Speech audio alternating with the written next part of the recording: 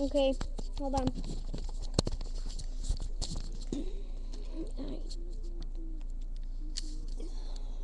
I just heard about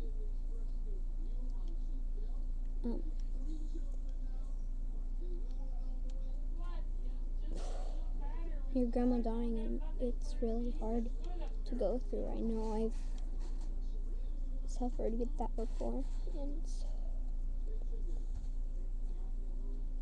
really hard to let go of.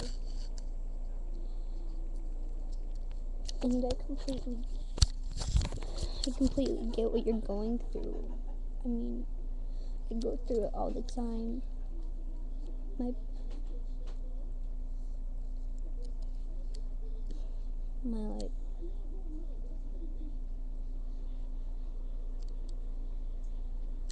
My closest friend died, and it's hard to let go of her.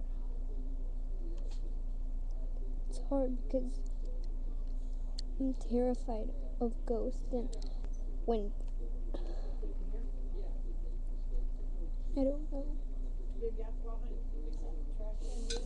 Oh, I'm really sorry. She was awesome, and I watched all of your videos when she was in them too. And bye.